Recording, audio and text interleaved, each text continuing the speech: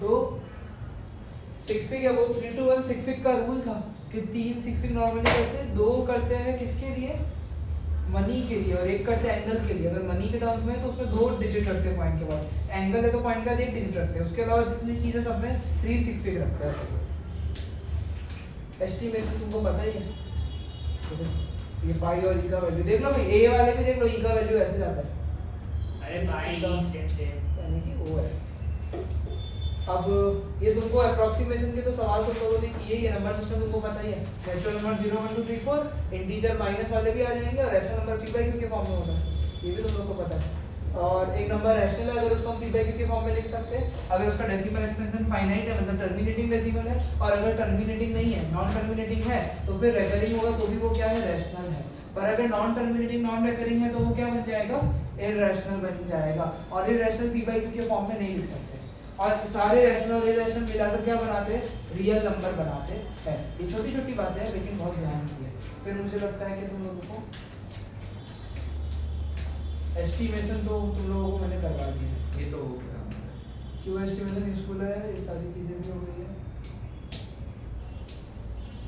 इसको भी सॉल्व करना तुमको आता ही है क्या इसे सॉल्व करना नहीं आता तुमको, क्या ये तो सिर्फ वो दे रखा है। प्लस हाँ, ये माइनस नॉर्मल 360 लग जाएगा। हाँ जी, ये भी देखो जीडीसी में डालना है, वो तो सॉल्व भी नहीं करना। अब देखो लोअर बाउंड अपर बाउंड, ये मैंने बताया था तुम लोगों को, लोअर बाउंड और अपर बाउंड क्या होता है भाई, नॉर्मल वाले से 0.5 यूनिट कम जो है वो लोअर बाउंड में जाता है, 0.5 यूनिट ज्यादा जो होता है वो अपर बाउंड में जाता है। जैसे कि एग्जांपल है कि जेन का वेट 68.5 kg है, लोअर बाउंड क्या होगा इसका, तो छोटे से छोटा कौन सा नंबर है जिसको राउंड ऑफ करके 60 80 आएगा, तो 67.5 है। और हाँ लोअर बाउंड क्या होता है कि भाई छोटे से छोटा नंबर बताओ जिसको राउंड ऑफ करके तो 60 80 आएगा, तो उसका लोअर बाउंड 67.5 और अपर बाउंड कितना हो जाएगा 68.5 से पर छोटा रहेगा, जैसे दिखाते हैं इस तरीके से कि 67.5 और ऐसे इक्वल टू करके x जो भी नंबर है ऐसे, और यहाँ पे फिर जो है ना 68.5 जाएगा, मतलब 68.5 हुआ तो बचा है, लेस देन 68.5 होना चाहिए। पर अगर कोई ऐसे ही पूछे अपर बाउंड कितना है तो 68.5 है। तो नॉर्मली किसी भी नंबर में जो अपर बाउंड होता है ना वो उस नंबर में प्लस माइनस 0.5 करके आता है, ये अपर बाउंड लोअर बाउंड। अच्छा 68। अब जैसे 155 है तो 154.5 से 155, देखो इंटरवल नोटेशन कैसा दिख रहा है, यानी कि इस तरीके से, यानी कि इसमें जो है 154.5 तो इंक्लूडेड है लेकिन 155.5 इंक्लूडेड नहीं है, तो ऐसे दिखाते हैं। ब्रैकेट्स का पता है ना, इसमें इंक्लूड होता है, इस वाले में, इस वाले में इंक्लूड नहीं होता। आई थिंक इसको ओपन ब्रैकेट बोलते हैं, इसको क्लोज्ड ब्रैकेट बोलते हैं। ये एकदम बेसिक बात है। तुम्हारे क्या है ना, ये यूनिट तुम्हारे लिए फंक्शन जैसे छोटी छोटी चीजें, तो उस पर ध्यान देना पड़ेगा। ये देखो वापस से, अब रेक्टेंगुलर गार्डन का इतना है, determine the lower and upper bound of the perimeter, कुछ नहीं करने का, पहले लोअर बाउंड जो है लेंथ ऑफ ब्रेथ का निकालने का। अब पेरीमीटर का फार्मूला लगाओ, लोअर बाउंड का वैल्यू पुट करो एक बार, तो पेरीमीटर आया 470, वापस से पेरीमीटर का फार्मूला लगाओ, अपर बाउंड का वैल्यू पुट करो, आंसर आया 474, तो पेरीमीटर की रेंज आ गई 470 से 474, यानी एकदम इजी चीज है। एरर भी तुमको पता ही है, परसेंटेज एरर का फार्मूला भी था B A minus B E upon B E into 100 और वो साइन पॉजिटिव सिग्निफिकेंट को ये देखो रूल्स सारे नॉन जीरो डिजिट सिग्निफिकेंट होते हैं। सैंडविच रूल है ये, zero between the non zero digit are significant. शुरुआत के जीरो भी क्या है फालतू है, लास्ट के भी जीरो फालतू है, ये ध्यान रखना। इस वाले में तो खैर ये दोनों काउंट होगा क्योंकि डेसिमल है, डेसिमल होता है तो काउंट होता है, ठीक है। क्या है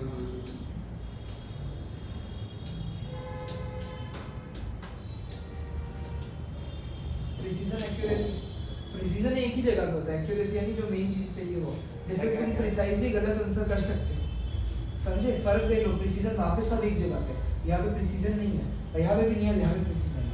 तो प्रिसीजन में क्या होता है, एकदम एक ही जगह पे होता है, एकदम एक ही जगह पे प्रिसीजन होता है। पर एक्यूरेसी क्या होती है भाई कि जो हमारा मेन आंसर है उसके पास होना चाहिए, तो हमें आंसर प्रिसाइज और एक्यूरेट लाना चाहिए।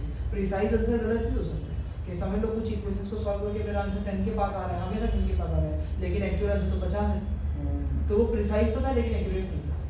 यानी कि ये फर्क समझ लो तुम लोग, यहाँ पे ऐसे स्टेटमेंट लिखना ना पड़ेगा, एक्यूरेसी है वो तुमको कैसे लिखना है सब आएगा, पर प्रिसीजन एक्यूरेसी का फर्क समझ गए। ये तुम लोगों ने आई थिंक प्रोबेबिलिटी में ग्रेडेड में किया था, आई थिंक सो आखिरी में था प्रिसीजन वर्सेस एक्यूरेसी, ये नहीं प्रोबेबिलिटी के लिमिट में था ग्रेडेड में। तो प्रिसीजन जो होता है एकदम एक जगह पे, एक्यूरेसी जो होती है वो एकदम सही जगह पे होती है ऐसा, प्रिसीजन गलत हो सकता है। देखो ये चैट जीपीटी का डब्बा, accuracy refer to level of agreement between the actual measurement and absolute measurement, कि एक्चुअल मेजरमेंट और एब्सोल्यूट मेजरमेंट के बीच का फर्क है। पर इसमें होता है भाई कोई भी हो सकता है पर एक ही जगह पे होगा, लेवल ऑफ वेरिएशन बताता है। अगर प्रिसीजन ज़्यादा है तो वेरिएशन पॉइंट्स में कम वो होगा, और अगर प्रिसीजन कम है तो फिर वेरिएशन क्या होगा, यहाँ पे ज़्यादा होगा। अब रिप्रेजेंट तो ये बताता है भाई स्टैंडर्ड वैल्यू से कितना क्लोज है, और ये बताता है कि भाई एक दूसरे के साथ जो है वो कितना ज़्यादा है ऐसा।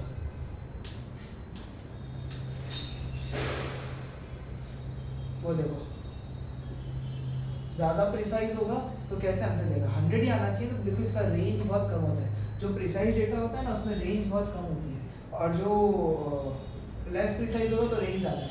अब स्टैंडर्ड डिविएशन अगर तुमको याद हो तो तुम लोगों को मैंने तो सिखा दिया है, ऐसे करते थे ना, ये आधा न बना देते ना standard deviation, under root formula का sigma x minus x bar का होल स्क्वायर अपॉन में n, ये तुमको तो मैंने बता दिया था। तो याद नहीं। उन्होंने जो भी किया होगा स्टैंडर्ड डिविएशन निकाला है, चैप्टर 2 में मैंने तुमको बताया था। तो यानी कि मोर प्रिसाइज लेस प्रिसाइज होता का क्या है डेटा होगा, standard deviation? अब ये चैप्टर में समझाऊंगा। एक्यूरेट इनएक्यूरेट समझ गए ना तुम लोग, वो 100 के पास में एक्यूरेट है, उसके अलावा सारी वैल्यू इनएक्यूरेट है। स्टैंडर्ड डिविएशन मैंने बोला ना अगले यूनिट में समझाऊंगा। अच्छा बहुत बहुत टाइम पास करवा दिया यार एक्यूरेसी उस पे। ऐसे भी है। पढ़ाया क्या पता नहीं, लेकिन फॉर्मेटिव तो एक बार देखो तो सही नहीं है, लिंक नहीं जाती है ना वो तो। पर ये जो फॉर्मेटिव है ना ये एनआरएफ होगा मुझे लगता है, क्योंकि इतना वो नहीं और है। हमारे फॉर्मूला नहीं काम आएंगे, सिर्फ समेटिव के ही मार्क्स जाते हैं, ऐसा बोला। वो जाते तो वही है बट पढ़ना तो पड़ेगा ना। हाँ एरर वर्सेस मिस्टेक, वो शब्दों के मतलब कुछ होता है। पीओ के लिए mistakes are accidental, error are made due to lack of knowledge. अरे मिस्टेक भी तो ड्यू टू लैक ऑफ नहीं वो नॉलेज। एक्सीडेंटल होते हैं, गलती से हो गया, मतलब पता है लेकिन गलती कर दी। अब फॉर एग्जांपल एक मस्त तुमको एग्जांपल देता हूं, अगर मैंने तुम्हारा लैंग्वेज का पेपर चेक किया तो मेरी एरर हुई, पर अगर मैथ्स का पेपर चेक किया और एक दो आंसर गलत चेक हो गए तो वो मिस्टेक हुई। यानी कि वो एक्सीडेंटल होते हैं ना, उसमें नॉलेज होता है लेकिन इसमें नॉलेज नहीं होने की वजह से होता है। ठीक है, फॉल्ट ब्लंडर रॉन्ग, अब ये देखो अंग्रेजी वाला काम है, ये फिर मेरा काम नहीं है। ये देखो ये परसेंटेज एरर का फॉर्मूला ओए है, ओए ओए ओए ये minus V upon V into में 100 हो जाएगा और एरर वी माइनस वी वो बार-बार हो गया। ध्यान रखना, वो मॉड्यूलस मॉड ऑफ वी है, मॉड भी बोल सकते हैं मॉड्यूलस भी बोल सकते हैं। और दो की है जो तो V A minus V upon V into percentage. ठीक है, देखो पाई और उसका तो हम 22/7 को लेते हैं पाई की जगह, पाई का एक्जेक्टली तो 3.1415 नहीं जाता है, पर वो तो 3.142857 होता है, यानी थोड़ा एरर है। तो बस इसका हमने परसेंटेज का फार्मूला लगा दिया, समझे? ऑक्सफोर्ड ही के सवाल है, मुझे लगता है। ये देखो density of cube of sugar weighing इतना gram where the side of cube is इतना, तो डेंसिटी निकालनी है। ये तो समझाना चाह रहे हैं कि अगर देखो जैसे राउंड ऑफ नहीं करोगे अगर तुम लोग तो फिर तुम्हारा आंसर ज़्यादा एक्यूरेट आएगा, पर अगर राउंड ऑफ कर दोगे बीच ही में, देखो इन दोनों नंबर को राउंड ऑफ किया तो फिर परसेंटेज एरर हो जाएगा। तो ये तुमको समझाना चाह रहे हैं to get the accurate answer avoid rounding off in between, है ना, सेम टू सेम डालना, वरना देखो राउंड ऑफ करोगे तो 5.8% का परसेंटेज एरर है, वो तो इस क्वेश्चन में है, उसमें तो और भी ज़्यादा जा सकते हैं। तो ये इरास्टोस्थीनिस ये वो बंदा है ना, इसने वो प्राइम नंबर्स के ऊपर बहुत कुछ किया था, तो इसने क्या किया, एस्टिमेट किया circumference of the earth is इतना stadia, the length of an athletic stadium, if you assume he used the most common length of stadia of his time, his estimate of the circumference would be given now, but accepted average circumference इतना है, तो बस percentage error ये तो पता है ना, this minus this upon में वो नीचे वाला, क्योंकि वो रियल वाला है एग्जैक्ट वाला है, तो करेंटली जो एक्सेप्ट 46620 minus 40030 upon 400 इनटू में 100। ये ना मल्टी स्टेप कैलकुलेशन, हमें राउंड ऑफ नहीं करना है, बीच में छोटी छोटी बातें ध्यान रखना। सर ऊपर क्यों नहीं दिया? क्या ऊपर क्यों नहीं दिया? चल रहा है वो तो। और टेम्परेचर शिकागो में 50 फ़ारेनहाइट है, instead of using the standard conversion formula उसने कोई ग्रैंड मेथड का रूल लगा दिया, उसने बोला सब्ट्रैक्ट करो 32 से फिर 0.5 से मल्टीप्लाई कर दो, तो अब वो 5/9 को बोले 0.5 है लेकिन वो 0.55 होता है, 5 चलता रहता है, तो यानी दोनों के आंसर में फर्क आएगा, तो उसकी मदर ग्रैंड मदर के और फार्मूला से दोनों का आंसर निकाल के परसेंटेज एरर निकाल देना।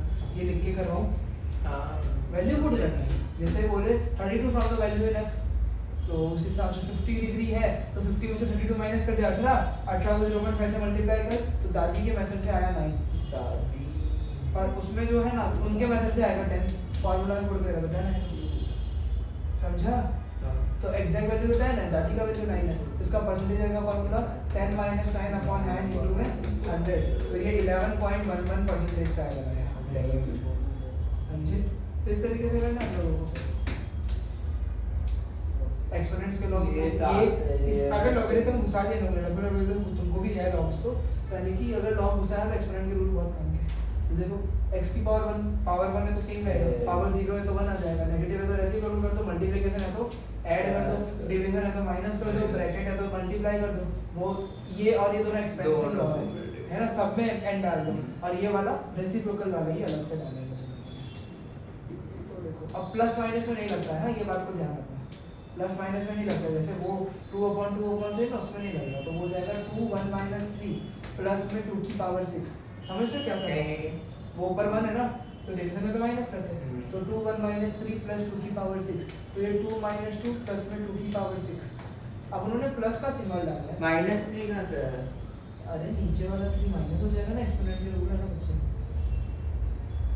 नहीं उल्टा होगा, 1 माइनस 3 डिवीजन में माइनस कर देते हैं, समझा? डिवीजन है ना, 2 की पावर 1 अपॉन 2 की पावर 3 कितना होता है?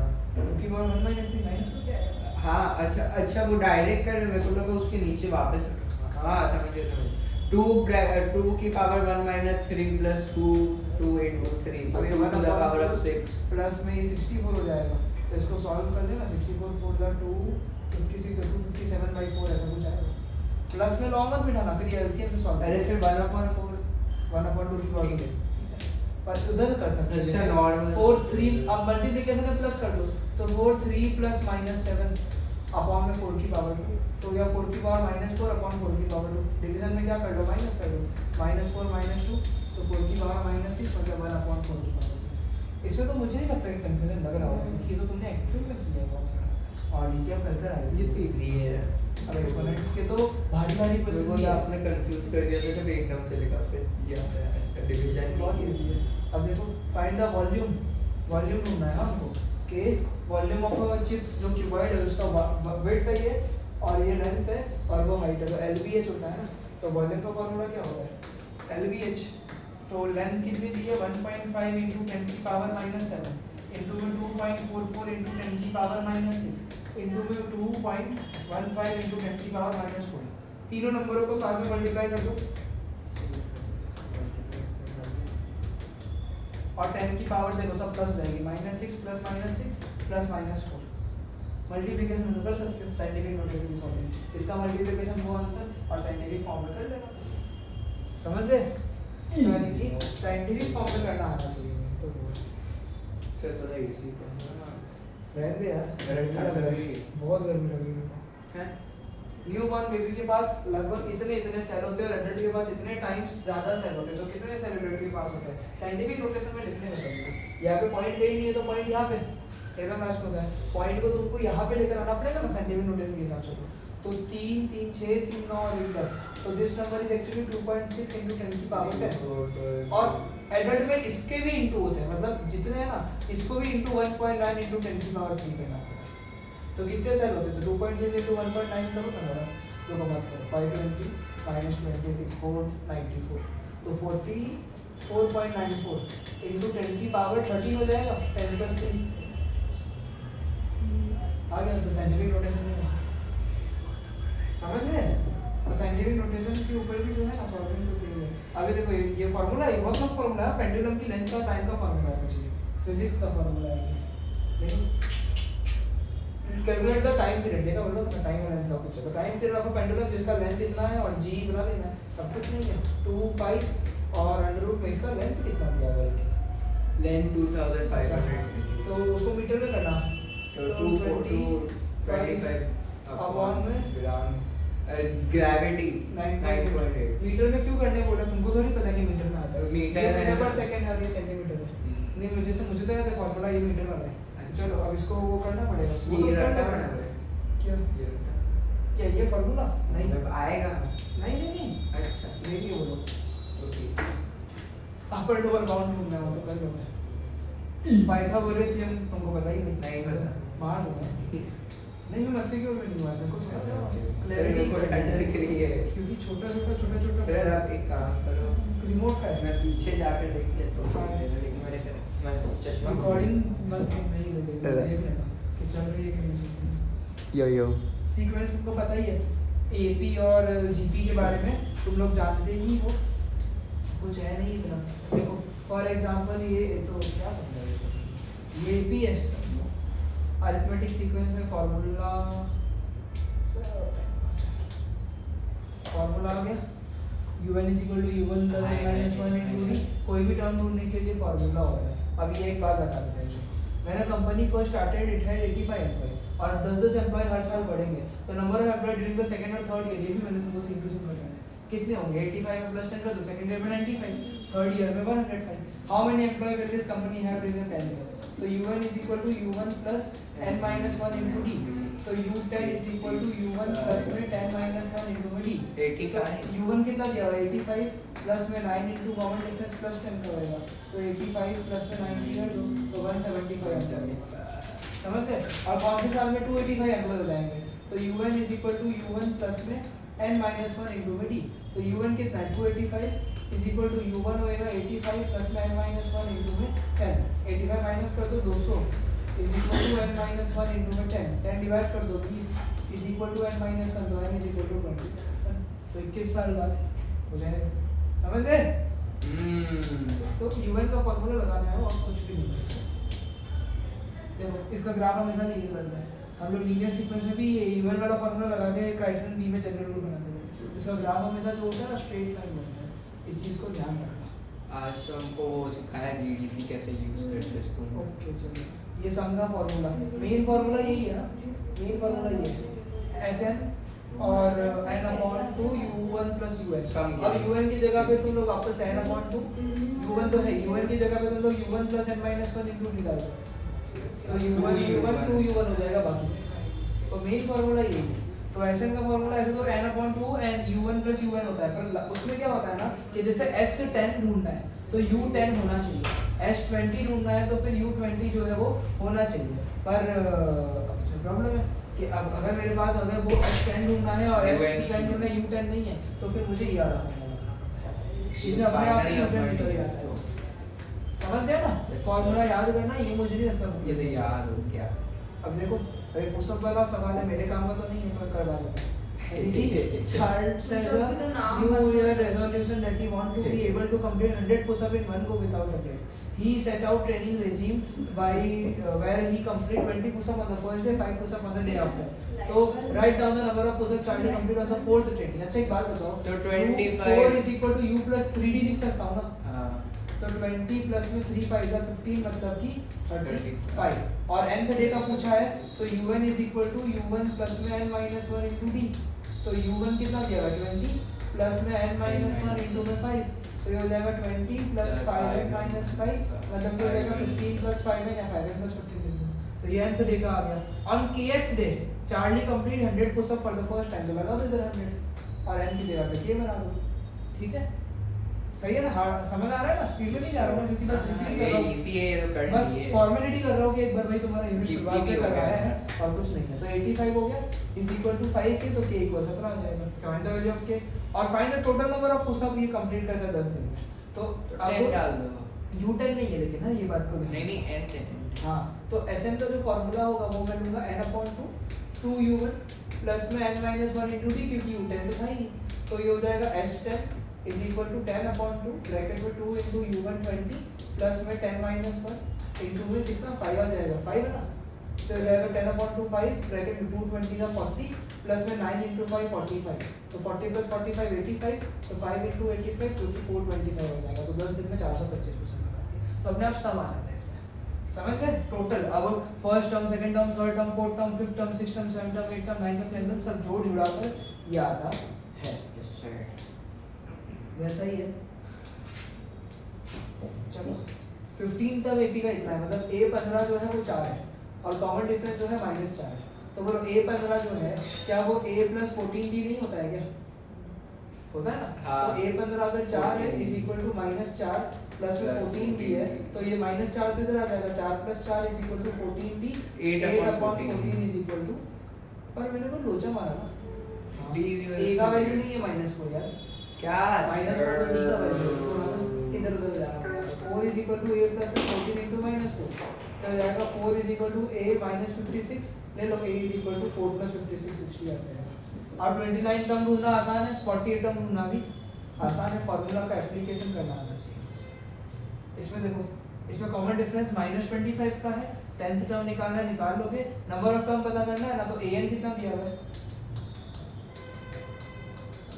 नंबर ऑफ टर्म पता करना है, an कितना ले लोगे बोलो, -225 ले लोगे, है ना? तो बोलो हाँ an -225 ले लोगे, a का वैल्यू कितना दिया है 1000 और प्लस में n - 1 into -25 है, हाँ 1000 भाग में चला जाएगा तो -1225 हो जाएगा, -25 से डिवीजन मारो, 40 8 49, तो 49 इज इक्वल टू n - 1, तो n इज इक्वल टू 50, ठीक है? ठीक है? अरे फिर इसके अंदर find the number of terms, अगर total number of terms in the sequence होता वही तो हम लोग वो यूज करते हैं ना n/2 a1 सम plus नहीं a पूछा, n। सम नहीं पूछा, नंबर ऑफ टर्म्स नहीं पूछ रहा हूँ, अगर find the sum of the terms होता बोला तो फिर, और सम वाला है ही नहीं, ये कर लो, ये सब खुद ही लगाना, हाँ कि अच्छा ये तो मैंने करवा के रखा है पहले भी। स्पाइरल सक्सेसिव सेमी सर्कल से बनाया है, जिसका सेंटर जो है वो कभी a पे आता है कभी b पे आता है, मतलब कभी a को सेंटर लेके बनाते हैं कभी b को सेंटर लेके बनाते हैं। और पहले रेडियस जो है वो 0.5 centimetre, 1 centimetre, 1.5 centimetre, 2 centimetre radius चल रहा है। मैक्सिमम बच्चे क्या करते हैं ना, सवाल पढ़ते नहीं है बराबर और इसी को AP मान लेते हैं कि 0.5, 1, 1.5, 2 ये यही AP है, तो इससे सॉल्व नहीं होगा, क्योंकि यहाँ पे सवाल क्या पूछा है, what is the total length of such spiral made up of 13 consecutive semi, total length of the spiral कितना है वो। अब जैसे एक सर्कल है, इसमें जो टोटल लेंथ है क्या वो 0.5 है? नहीं, वो तो सर्कमफ्रेंस है सेमी सर्कल का, तो सेमी सर्कल का सर्कमफ्रेंस क्या होता है, 2πr को 2 से डिवाइड कर दो, मतलब πr होता है ना। तो यानी कि पहले सर्कल में जो total length of spiral use हो रहा है वो 0.5 पाई है। पहले तो निकालना पड़ेगा 13 का रेडियस, उसके बाद डाल नहीं लेंगे। करना है ना, एपी चिंता क्यों करता है तू, पहले बस अरिथमेटिक प्रोग्रेशन बना दे इसका।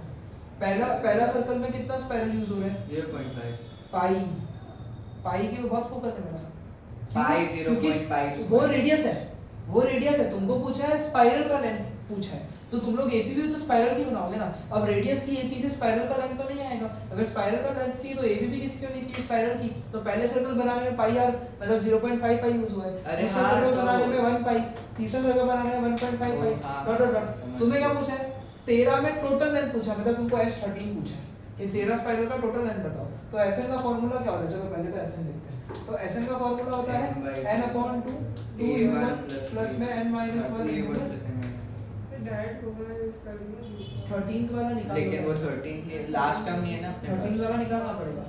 अगर वो करना है तो पहले U13 निकालना पड़ेगा, U + 12D से, तो खैर मतलब वाला काम। B तो है अपने पास। हाँ 0.5 अब देखो S13 चाहिए तो हो जाएगा 13/2 2 into 0.5 पाई प्लस में, अब देखो 13 - 1 12 लिख दूंगा और कॉमन डिफरेंस भी क्या है 0.5 पाई है, तो ये हो जाएगा 13/2 इंटू में 2 into 0.5 पाई 1 पाई हो जाएगा, प्लस में 12 into 0.5 6 पाई हो जाएगा, तो 6 पाई और 1 पाई कितना हो जाएगा 7 पाई, तो 13/2 इंटू में 7 पाई। अब करो एक बार, अब क्या होगा, अब क्या करना 2 पाई का डाल, क्या करो? पाई डाल, अरे डाल, देख मैं तो अगर मैं 22/7 तुम लोग मुझे मान लेते हो लेने के लिए, तो देखो इंटू में 22/7 करो, ये 7 कट, ये 1 * 11 13 into 11 43 ऐसा नंबर आएगा। अब तुम जीडीसी करोगे तो फिर तुम्हारा डेसिमल जाएगा। हाँ नहीं, फ्रैक्शन भी आते हैं। तो लॉजिक समझ गया ना, अभी जीडीसी छोड़ दे, अरे मेरे को समझ में नहीं आया। सॉल्विंग करने के लिए तो क्या करेगा, ये तेरे पास इतना आया था ना, तेरे पास आया था 13/2 मल्टीप्लाइड बाय 7 पाई, इसको तू ऐसे लिख सकता है कि 13 into 7 कर दे 91 पाई अपॉन में 2, अब तो डीसी दे देगा। समझ गए, सब लॉजिक समझे ना। इसमें बहुत खास चीज सीखी कि स्पाइरल का लेंथ ढूंढना है तो रेडियस की एपी नहीं बना सकते, स्पाइरल की एपी खुद बनानी पड़ेगी। और फिर हुआ तो 13 के 13 निकालने की जरूरत नहीं है, एपी हो जाएगा। ये भी वैसा ही है। और ये थोड़ा ज्यादा ही बढ़िया सवाल है। देखो 200 log step the following manner, कुल मिला के कितने लॉग हैं 200। तो मेरे को आगे तो पढ़ा ही नहीं, पर ऐसे ही 200 मिल गया। हाँ। कि कुल मिला के जितने भी लॉग की बात होगी सम कितना आएगा 200 का आएगा। बोले 20 लॉग बॉटम रो में है, 19 रो उसके ऊपर, 18 उसके ऊपर है, ऐसा मतलब जो 80 है लॉग्स की वो 20 19 18। देखो जब मैं लॉग्स की एपी पूछी हां, in how many rows 200 logs are placed, कितने रो लगे होंगे, तो n पूछा है ना, n पूछा है ना।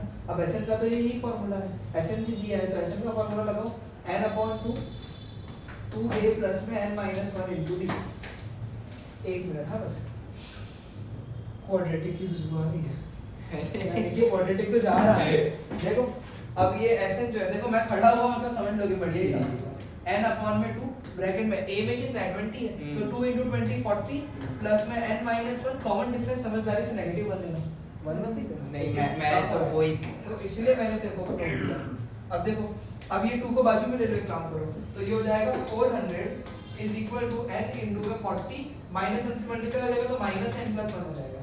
तो ये हो गया 400 is equal to n bracket में 41 - n, 400 is equal to minus कैसे होगा? -n²। अरे माइनस n कैसे होगा? -1 इनटू -n होगा और -n इनटू -n प्लस होगा।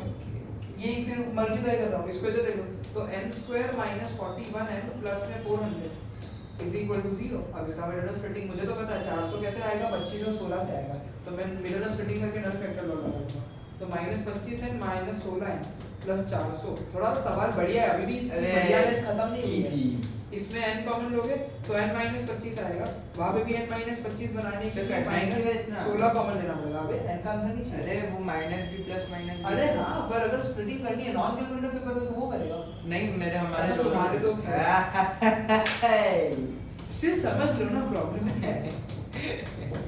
तो n का दो वैल्यू आ रहा है, 25 भी आ रहा है 16 भी आ रहा है। देखो जिंदगी में तकलीफ हो गया, दो n कैसे लो, या तो दोनों को सब्स्टिट्यूट एक नेगेटिव होता, हाँ। एक नेगेटिव होता तो फिर उसको इग्नोर कर देते, n कांट में नेगेटिव दोनों पॉजिटिव है। तो तुम लोगों को क्या करना है कि भाई n तो या तो 25 या तो 16 है, कौन सा आंसर है फिक्स पता नहीं। How many logs are in the top row बोला है ना, मतलब या तो a 25 है तो a 16 16 तो a 25 और a 16 लगा के देखो तो ये आएगा a + 24b है ना। मैं a को u लिख रहा हूं, थोड़ा सा माफ करना।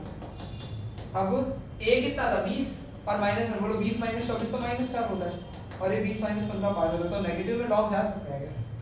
ये लॉग वो ऐसा लॉग नहीं है, ये वाला लॉग है, यानी 25 इज नॉट द आंसर क्योंकि उसमें नेगेटिव जा रहा है। समझ गए? सम देखो 25 पे भी आएगा क्योंकि कम हो रहा है ना, तो फिर 0 का -1 -2 -3 16 हुआ ना, तो 16 का ही आंसर है। 25 नहीं है ना। समझ गए लॉजिक? टिक क्यों कर दिया आपने? अरे समझाने के लिए लॉजिक समझ गया? Yes sir. अब देखो how many terms of this AP, अरे how many of this AP add to इतना, तो ये Sn दे दिया, कितने टर्म्स है वापस n पूछे तो एकदम सही तरीका है। Sn = n/2 2u1 प्लस में n - 1 इनटू d। तो Sn कितना दिया हुआ है 990 990 = n/2 यहाँ पे 2 * 2 प्लस में n - 1 इनटू 5 सॉल्व कर दोगे ना, क्वाड्रेटिक जाएगा वापस से। और चलो मैथ ए वाले तुम लोग भी थोड़ा सुन लो, तुम्हारे भी सीक्वेंस सीरीज तो है और भी आज थोड़े बढ़िया सवाल है। एक बढ़िया सवाल तुम लोग का मिस हो गया है, और एक बार नीचे हट जा ना, वो दोनों को जगह पता है तुम दोनों भी सुन लो, थोड़े एबीजीपी के क्वेश्चंस हैं। वही कर रहा हूँ। अरे हां दे सुन लो। In the first term of finite AP, finite मतलब अनलिमिटेड टर्म्स नहीं है, उसका फर्स्ट टर्म 5 का मतलब u = u1 = 5, लास्ट टर्म ये दिया हुआ है u1 = 45 और सम भी दे के रखा है sm = 500। तो find the number of terms. आ जाएगा। तो ये साइमल्टेनियस जैसा जा सकता है। एक बार Simultaneous क्यों? अगर मुझे लग रहा है देखते हैं, अगर वो तो अच्छी बात है। जैसे un है ना, तो un = u1 प्लस में n - 1 इनटू d दोनों अरे value बट हैं। नहीं सर सुनो ना, क्यों करना है लेकिन? सबका फॉर्मूला डाल दो ना। अरे हाँ डालूंगा, अरे पेशेंस दी तो है वो, बात पेशेंस है। गलत नहीं करवाऊंगा। तो un जो है वो 45 है = 5 प्लस में n - 1 इनटू d। मुझे तो नहीं पता इसका फार्मूला कैसे करना है, तो मैंने देखा इसके फार्मूला से तो मेरा आंसर अभी तक नहीं आया, तो इसको रख दो। अब Sn का फार्मूला डालो, Sn का भी फार्मूला कौन सा डालूंगा, n/2 में u1 प्लस un, तो अब हो जाएगा। तो यानी कि Sn कितना है 500 = n/2 इनटू में 5 प्लस 45, तो यानी कि इसको 50 हो गया, ये 50 25 और उसको बाजू में ले लो, तो 40 इज इक्वल टू n आएगा सॉल्व करके, उसको डाल दो यहाँ पे, तो 40 इज इक्वल सर एक बार देखना कहाँ से आ गया 40 40 नहीं आएगा, 20 आएगा, लेकिन 20 कहाँ से आया सॉल्व करके ना, ये 50 हुआ, डी कहाँ से आया आपके पास हाँ हाँ ओके ओके 20 हाँ, आया, आ गया तो समझ 20 गया। माइनस 1 19 थी, तो डी कितना आ गया 40 अपॉन में 90, ऐसा। सानवी तेरे को अलग से बोलूं मैं सुनने के लिए, सुन तो लिया आपने। सुन रही है ना? हाँ।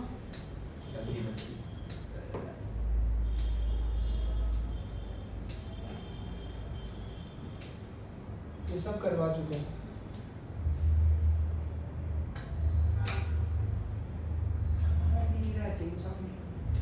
इसी में एक क्वेश्चन था मेरे पास, पर ये वाला तो बहुत गंदा है। ये चलो, अब ये हमारा वो जीपी वाला, ये Yes, था ना sir. गेम ऑफ चेस, वो डबल डबल डबल करते जाओ। ओ हाँ ये कोई राजा सर्वेंट हो ने गया। राजा को बोला था कि ऐसा ऐसा तो ये क्या है, ज्योमेट्रिक, इसमें कॉमन रेशियो भाई होता है, साहब। उसमें un का formula u1 r n minus 1 कर आ सकता है। देख लो ये वो याद नहीं कर रहा है, ये देखो रिवीजन विलेज का, आईफल टावर रिवीजन विलेज का समझ, अरे ये तो सर वो ये- विलेज का है। रिवीजन विलेज का है ना, हाँ बोला तो मैंने, ये मैंने तो थोड़ा पिछले साल ही पेपर बनाते बनाते इसको मैंने स्किप कर दिया था कि जाने दो, हाँ ये देखा था मैंने पिछले साल में। ऐसा। तो 3D अच्छा है, माफ कर दिया। 3D प्रिंटर 49 आईफिल टावर बनाते हैं अलग-अलग साइज के। Height of the largest tower को 64 सेंटीमीटर लगा है और फिर 95 क्या हो रहा है, कम हो रहा है, तो यानी कि ऐसा 0.95 हो रहा है। तो यहाँ पे जो कॉमन रेशियो है ना वो 95% है, मतलब 95/100 0.95 का कॉमन रेशियो। और पहला जो है u1 वो 64 है।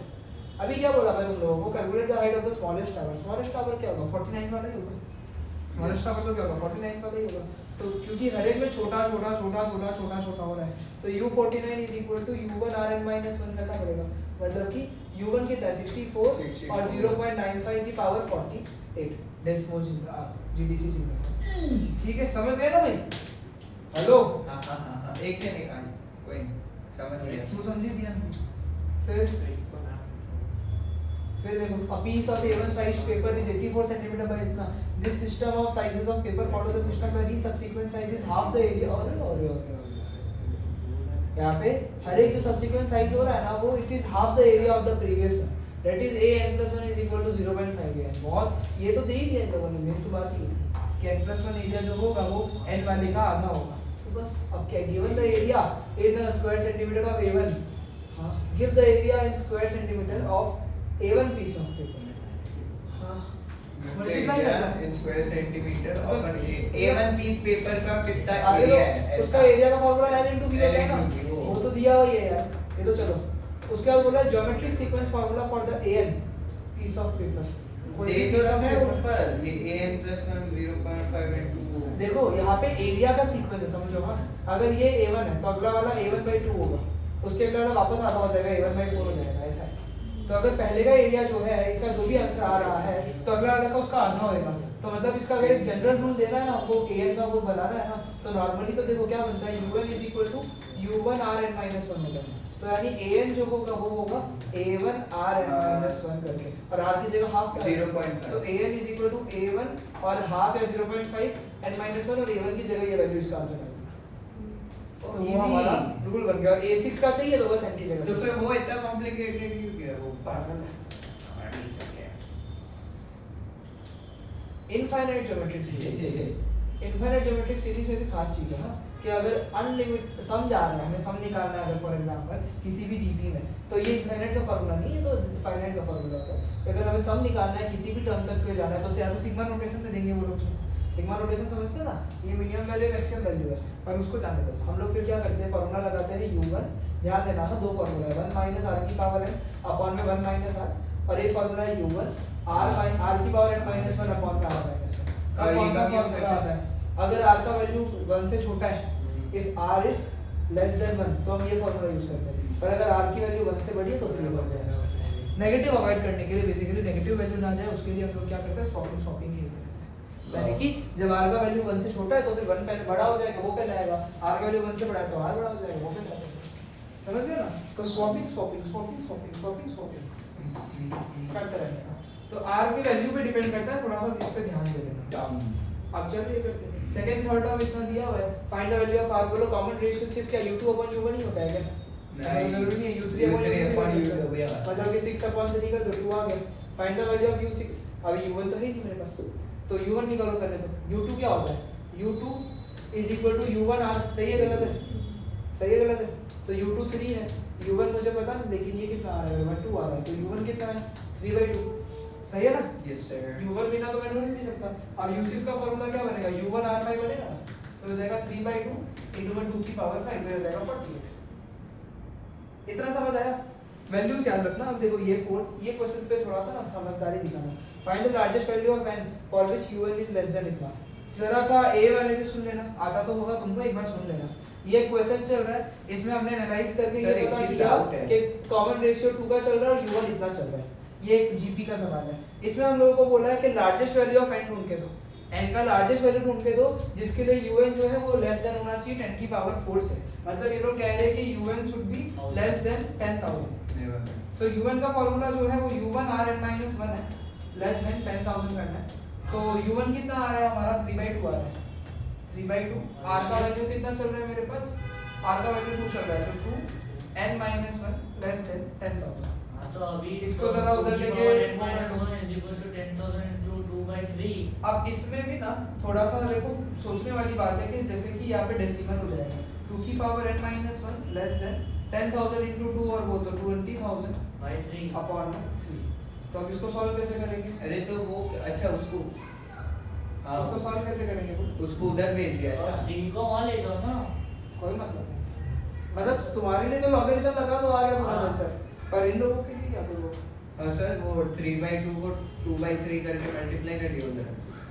हाँ वही किया ना मैंने। हाँ, ये दिख नहीं रहा है रेड, ये ब्लू पर। इंटेंट ट्रायल करना पड़ेगा तुम लोग को अभी के लिए। तुम लोग तो लॉगरिथम से निकाल लोगे अब इसका आंसर। हाँ, तुम लोग इंटेंट हमारे ट्रायल आया आएगा। ना लॉग। हाँ लॉग तुमको भी आएगा, लॉग का वाला सवाल डाल देंगे। तो इतना हार्ड वाला थोड़ी ना आएगा। सर ये देखो, ये नंबर ऑफ रिटर्न कमोल सभी लिविंग टाइम है। एट ऑफ। तो ये रिबाउंड है 60% ऑफ द हाइट है, जो भी है।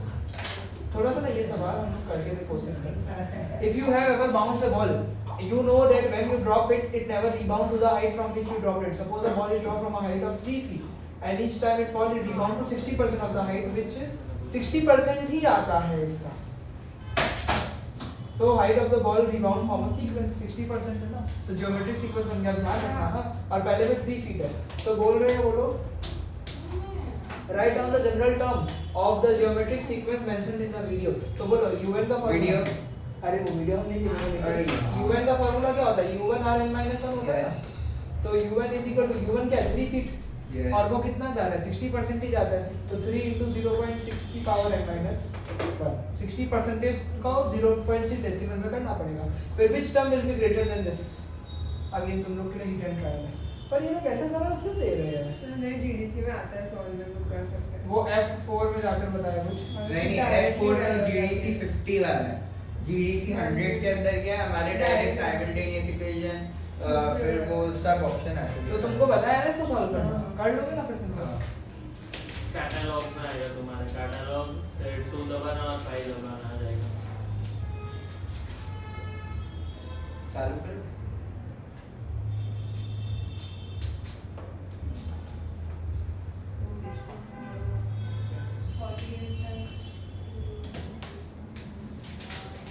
सर अमोर्टाइजेशन क्या होता है? Amortization का मतलब होता है इंटेंजिबल एसेट का वैल्यू में कम होना। इसके अंदर वो भी है, मतलब स्पेसिफिकली फाइनेंशियल ज्योमेट्री। ये आता है ना तुमको sigma notation? Yes, sigma notation है। अब देखो यहाँ पे 1 से लेके 4 तक वैल्यू डाल दो। यहाँ पे क्या करोगे? 1 से लेके 4 तक में, hello yes sir, yes sir. i की जगह 1 2 3 4 वैल्यू डालो, चारों को प्लस कर देना। समझ गए ना? नहीं किया था।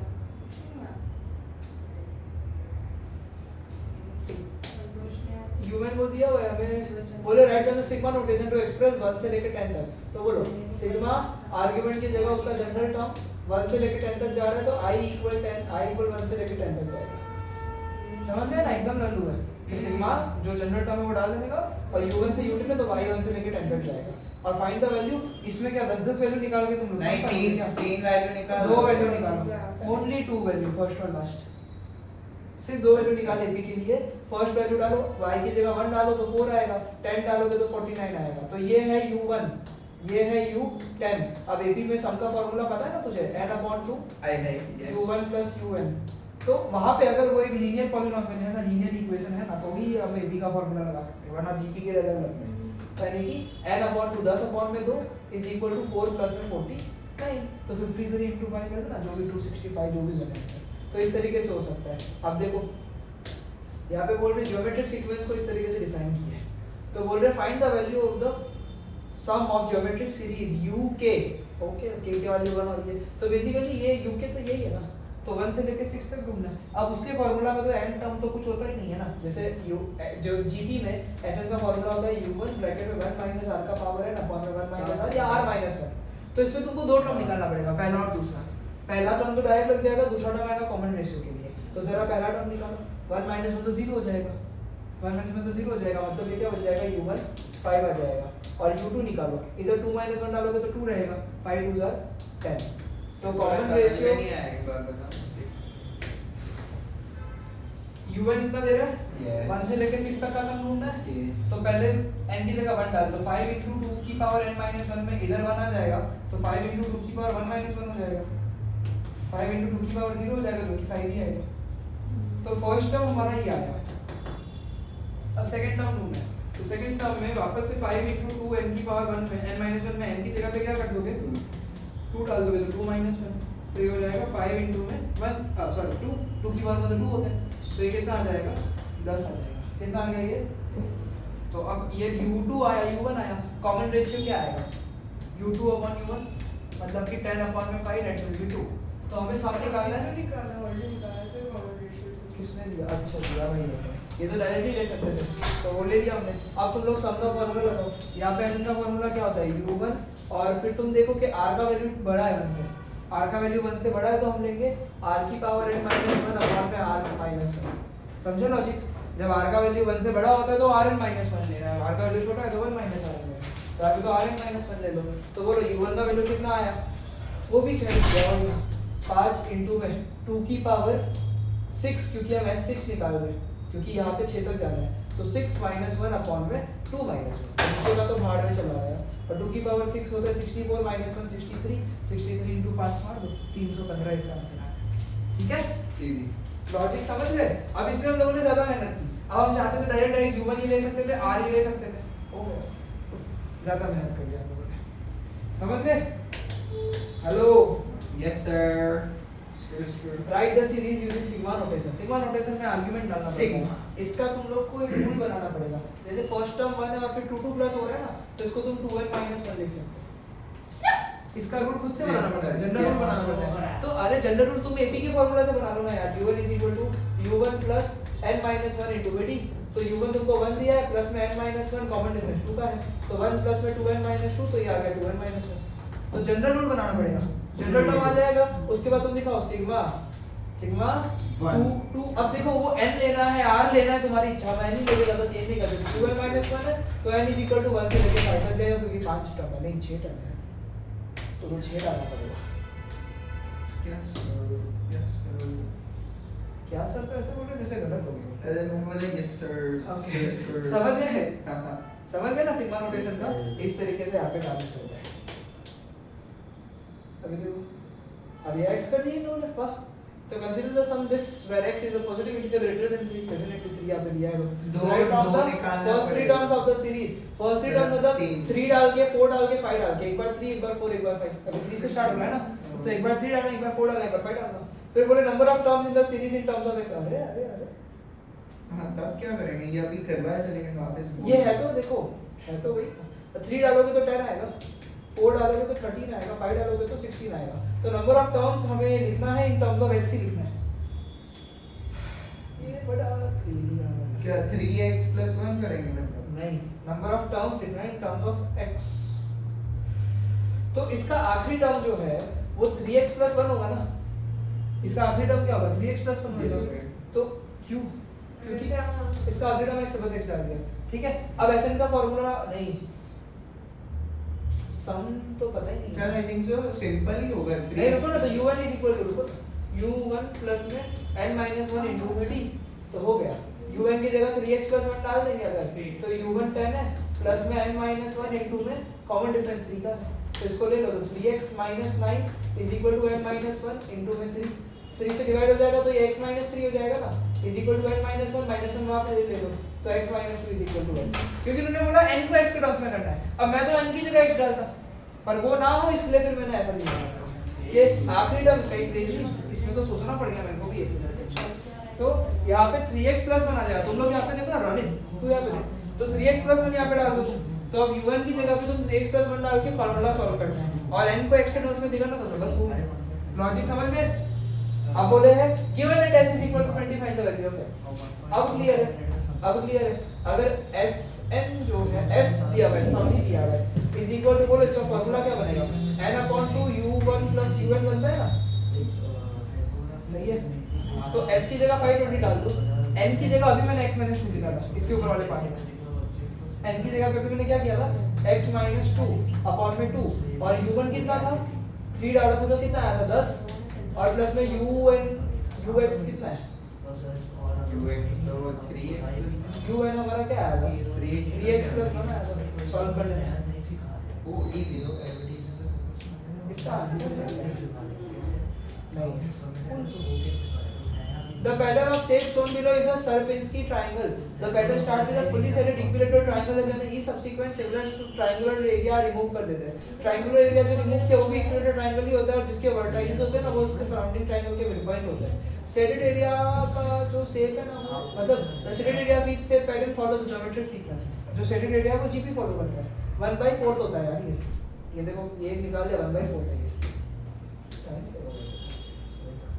तो 1/4 होता है वो, तो यानी कि 256 चल रहा है, बोले कि 13 शेप का शेडेड एरिया पता करके दो, अभी तो देखो समझदारी है, फिर ये तो समझदारी है कि 1/4 होता है ये। तुम लोगों को इसके लिए अगर एक अच्छी सी मेथड बताऊं,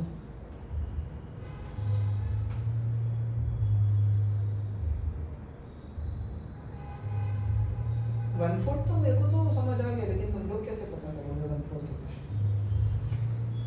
ये आवाज कहां से आ रही वो डांस क्लास है ना, है कहां देखो यहाँ पे कॉमन रेशियो तो समझ गए ना 1/4 क्यों आ रहा है, क्यों 3/4 भी ले सकते हो तुम, शेडेड एरिया पूरा। देखो ये जो ट्रायंगल निकला है ना, ये ट्रायंगल का एरिया इस ट्रायंगल के 1/4 होता है, सबका मिड पॉइंट पकड़ लिया ना, इसीलिए नंबर है।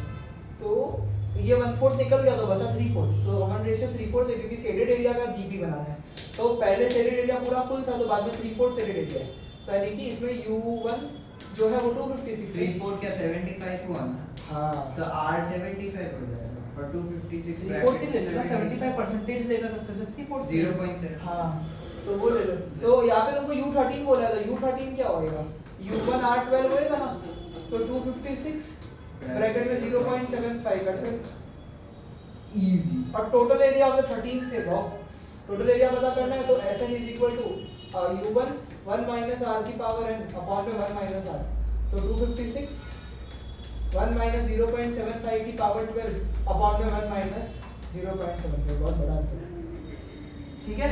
परफेक्ट, ये लॉजिक है फिर यार, 1/4 3/4 का तो नहीं, 1/4 3/4 का दिमाग तुमको लगाना पड़ेगा, ये 1/4 3/4 कैसे होता है, बस बाकी तो फिर इट्स ओके। सेकंड टर्म देके रखा है जीपी का, सेकंड टर्म क्या होता है u1 r होता है ना, हां इज इक्वल टू 6 और फोर्थ टर्म देके रखा है u1 r3 is equal to 24, all the terms are positive, first term common ratio, ये दो इक्वेशन को डिवाइड ही करना पड़ता है ऐसा। जीपी के क्वेश्चन में देखो ना u1 r6 दिया हुआ है, u1 r3 कितना दिया हुआ है तुमको 24 दिया हुआ है, डिवाइड मार दो, डिवाइड कर दो दोनों को, पर पहले ये रख दो, पहले पढ़ा माइनस करेंगे ना, मतलब ऐसे वो जीपी में नहीं होता है, एलिमिनेशन वो का होता है अरिथमेटिक में, जीपी में डिवाइड ही करते हैं। तो इसको डिवाइड कर दो, पहले u1 r3 रखना अपॉन में u1 r रखना, तो बाजू में 24/6 हो जाएगा, तो ये तो कट गया, r² is equal to 4, r is equal to, यहाँ पे प्लस माइनस 2 नहीं लिखूंगा मैं, सिर्फ +2 लिखूंगा, क्यों, all the terms are positive, तो कॉमन रेशियो नेगेटिव किया तो कुछ टर्म नेगेटिव भी आएंगे। अगर वो लाइन नहीं लिखते तो फिर कॉमन रेशियो प्लस माइनस 2 करना है। -6 हुआ ना। नेगेटिव क्यों हो गया यार? 6 और 24 अरे डिवाइड कर रहे हैं, डिवाइड में साइन चेंज नहीं होता है। 6 गया उधर, कहीं पे नहीं गया। इस दिस डिवाइड बाय दिस कर दिया मैंने, this upon this equal this upon this, दो इक्वेशन की डिवीजन लगा दी। हाँ फिर लेकिन क्रॉस मल्टीप्लाई करेंगे ना, क्यों क्यों किया? फाइनल r की वैल्यू क्यों निकालनी किया क्रॉस मल्टीप्लाई? तो 24/6 फोल्ड लिख दे, u1 u1 कर दिया, r3/r1 r2 होता है, स्क्वायर बाजू में आएगा स्क्वायर रूट हो जाएगा, और प्लस माइनस 2 होता है ना स्क्वायर रूट का। हाँ। पर मैं सिर्फ प्लस 2 लूंगा क्योंकि मुझे बोला सारे टर्म्स पॉजिटिव है। अगर मैंने प्लस कॉमन माइनस रेशियो कब लिखते हैं? ये लाइन नहीं होती तो प्लस माइनस लिखता, नॉर्मली स्क्वायर रूट करते तो आंसर प्लस माइनस में आता है। अच्छा, जब भी स्क्वायर हाँ, पर यहाँ पे उन्होंने बोला है कि सारे टर्म पॉजिटिव है, अगर r नेगेटिव जाएगा तो टर्म्स भी नेगेटिव आएंगे, तो जाने दिया। और हमें ढूंढना था S10 ढूंढना था, तो यहाँ पे फॉर्मूला क्या बनेगा, u1 rn minus 1। देख लो मैं कितनी समझदारी से क्या क्या कर रहा हूँ। 2 था ना, तो rn minus 1 लिख दिया मैंने। अब सॉल्व करो, u1 कितना दिया भाई तुमको? u1 है क्या? u1 तो पता ही नहीं है तुम्हारे पास। 50 रुपए है। नहीं अरे u1 आ ये गया, चाहिए। क्लास के बीच में यार तनिष डिस्टर्ब कर रहा है, नहीं है। अब यहाँ पे r की जगह पे 2 डाल दिया मैंने, तो u1 r equal 6 है, तो r की जगह पे 2 डालो, तो u1 कितना आ जाएगा? 3 आ जाएगा, इजी है ना। तो 3 ब्रैकेट में r2 है तो 2 की पावर 10 माइनस 1 अपॉन में 2 माइनस 1, तो 1024 माइनस 1 1023 इनटू ये तो 3069 आ गया। अब 2 की तो पावर याद थी मुझे, तो फ्लेक्स कर दिया। समझ गए चलो, समझ गए ना? सर कितने सवाल है? सर मैं ही फंस गया। 165 मिनट से पहुंचने नहीं क्या जो इस साल में नहीं है, पर ये सारे अच्छे हैं ना, ऐसा तो हाँ। अच्छे ही है। 10 ये पिछले साल का करी करे तुम लोगों के, तुम लोग के साथ इजी है, पर पेपर बहुत हार्ड बनाएंगे लोग, पेपर तो क्रेजी बना देंगे एकदम। रिवीजन विलेज तो पूरा चार्ट जाना कितना इंपॉर्टेंट है। The second term of GP is in the fourth term is in, वापस से देखो बात वही है।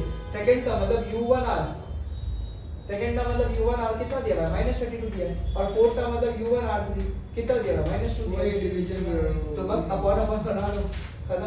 तो r2 is equal to 1/16 आ रहा है, तो r is equal to 1/4 given that the all the terms are negative। ले अब all the terms नेगेटिव होते तो भी कॉमन रेशियो पॉजिटिव ही रखना, क्योंकि अगर कॉमन रेशियो नेगेटिव जाता है ना तो एक टर्म पॉजिटिव एक टर्म नेगेटिव, एक टर्म पॉजिटिव एक टर्म नेगेटिव आता है। अगर सबका साइन सेम है, इधर पॉजिटिव है सबका नेगेटिव, तो कॉमन रेशियो पॉजिटिव ही रहता है। तो देखो इसमें तो -1/4 मल्टीप्लाई करोगे तो पॉजिटिव हो जाएगा, पर पॉजिटिव 1/4 करोगे तो नेगेटिव रहेगा। तो सबका साइन नेगेटिव रखना है तो भी r का सेम रखना पड़ता है। मस्त लगा यार ये तो। कॉमन रेशियो तो ढूंढ लिया, फर्स्ट टर्म को ढूंढ लेना, सब्स्टिट्यूट कर लेना, आ जाएगा। मनी मनी मनी, वाह ये तो तुम्हारे स्कूल का मैच है यार, पैसा पैसा पैसा दे दो। और रिसोर्सेज जीडीसी जीडीसी भी नहीं होगा। अरे दूर अरे तुम लोग वो तो अभी तो मेंटली कर दूंगा। बस रोने इतना है फ्लेक्स में। अब देखो सिंपल इंटरेस्ट और कंपाउंड इंटरेस्ट के फार्मूला तुमको पता होना चाहिए। Riddhi invest 4000 in the bank account at simple interest at the rate of इतना per year, number of year it take for the money to double. Double हो रहा है ना, मेरी बात को बहुत ध्यान से सुनना, ये सवाल थोड़े अलग है, कोई बेसिक नहीं है।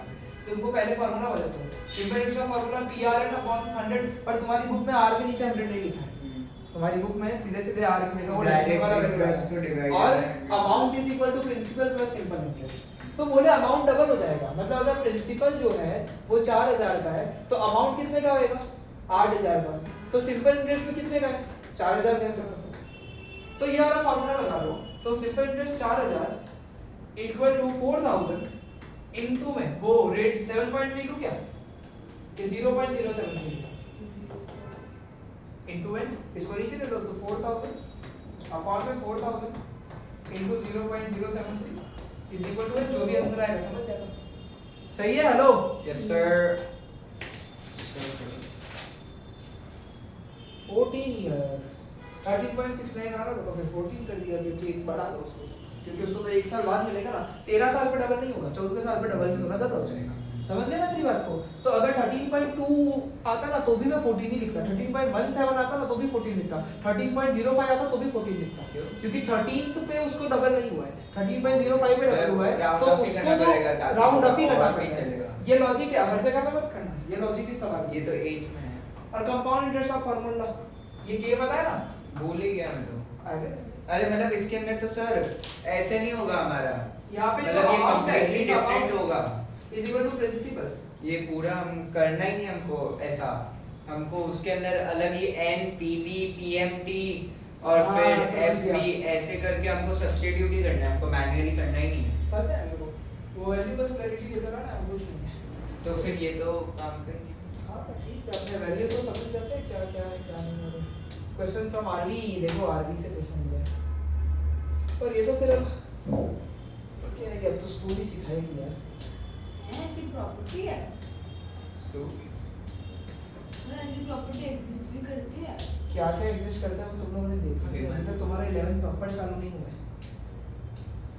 ये लो तुम लोग के लिए हाँ, ये PV PMT FV PY CY ऐसा है। The frequency of payment, the frequency of interest. हाँ ये सर ये PYCY मतलब आज हुआ था लेकिन मैं समझा नहीं डिफरेंस क्या है PYCY में। अरे फ्रीक्वेंसी ऑफ पेमेंट है कि मंथली पेमेंट वो एन लेते थे ना, वो तो PMT हो गया, नहीं पीएम the monthly payments। ये वैसा नहीं है। लोन लेते हो ना तो पीएमटी पता चलता है कि मंथली तुम इतना इतना इतना दे रहे हो, क्वेश्चन का टाइप के हिसाब से पीएमटी समझाऊंगा। इसमें एन तो वही number of time interest calculate कर रहे हैं, जैसे 10 साल का 10 है और अगर 4 ईयर है तो फिर 10 4 into 12 48 हो जाएगा, अगर मंथली है तो फिर ऐसा। ये देखो अब तो फिर क्या ही बोलूं, ये तो अब तुम लोगों की जीडीसी वाली बात है।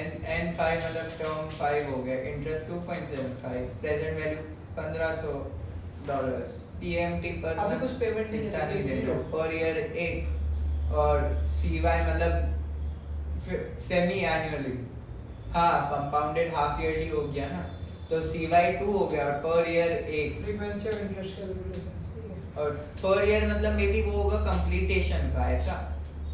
तो ये तो जब एक बार स्कूल करेगी तब वो तो समझिए सर आज ही हुआ था, हमको इंट्रोडक्शन तो समझाया था ये पूरा कंपाउंड वाला। क्या नेटवर्क लोन्स और अमोर्टाइजेशन अब पूरा ये मनी मनी चल रहा है। आज सिर्फ लोन्स का मीनिंग समझाया था, उसके अलावा कुछ करवाया नहीं। लोन तो तुमको पता ही है, वो इंटरेस्ट में लोन लेते हो, नॉर्मली जो खाते चलते हैं वो सिंपल इंटरेस्ट पे चलते हैं, कंपाउंडिंग पे तो नहीं चलता है क्योंकि उसमें तो रुट जाएंगे, बर्बाद हो जाएंगे। और अमोर्टाइजेशन का यहाँ पे मतलब होता है, लोन अमोर्टाइज का मतलब होता है कि लोन का पेमेंट खत्म हो गया, वो और पैसा नहीं दे रहा है तो वो होता है। मोटा करेंगे चलो ठीक है करा। तो हम लोगों ने ये सब किया, टेस्ट लूंगा कभी भी स्कोर यस सर। यहाँ पे भी कभी भी सरप्राइजिंगली एफए ले लूंगा।